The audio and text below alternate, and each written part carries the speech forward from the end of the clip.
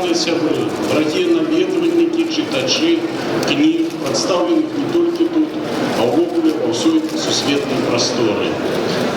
В 2019 году в нашей краине выдано нормально 10 тысяч названых книг и брошюр, а вольным накладом 24 миллионы экземпляров.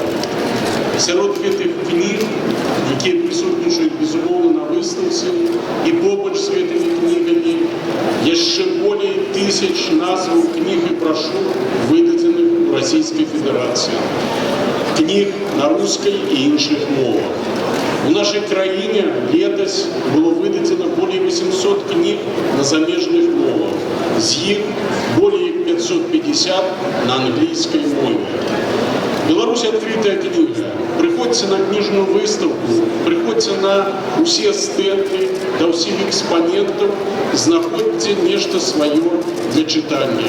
9 мая этого года при активной поддержке Министерства культуры России, Агентства Российской Федерации по печати, Министерства информации Республики Беларусь готовится и выйдет уникальное издание. Уникальное издание, посвященное представлению читателям тех экспонатов музеев, посвященных истории Великой Отечественной войны, Великой Победе, которая, наверное, может быть для тех людей, кто бывает в музее, для тех людей, даже кто погруженный с уважением, с особым уважением относится к истории Великой Отечественной войны, неизвестны и не были представлены.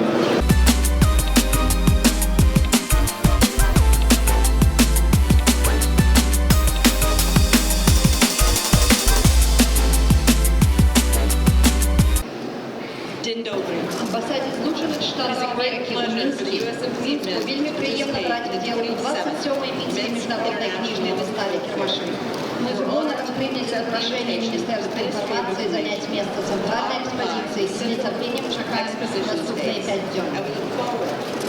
Уже больше 120 годов амбассада США в Минске берет удел в книжном Кірмаші и распавядает историю Америки про разные темы, жанры и форматы.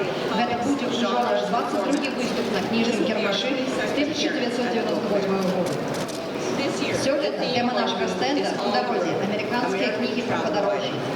Наша мета – показать магию, таємничість и разностайность американских дорог, краевидов, парков и городов.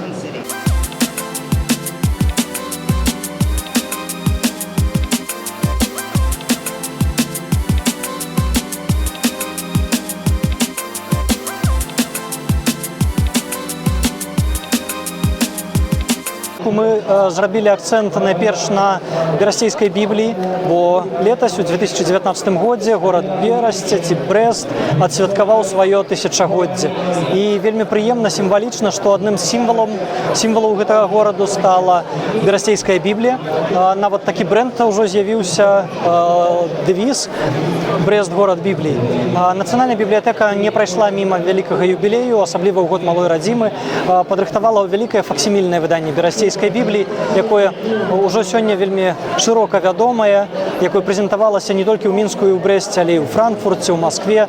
Да яго ўвесь час звяртаюць сваю ўвагу многія і журналісты, і даследчыкі, але мы на гэтым не спыніліся, і таму на гэтай выставе прадставілі не толькі факсімілі, але яшчэ 3 выданні, прысвечаныя берасцейскай бібліі. Найперш гэта навуковае даследаванне, прысвечанае ёй, якое раскрыла цэлы шэраг пытанняў невядомых месцаў, сторонак у гісторыі знакамітага фаліянта, знакамітага, але малавядомага. Много легендаў, паданняў, цікавостак звязана з гэтым помнікам. Не ўсё было вядома да нашых дзён, мы спрабуем даць некаторыя адказы.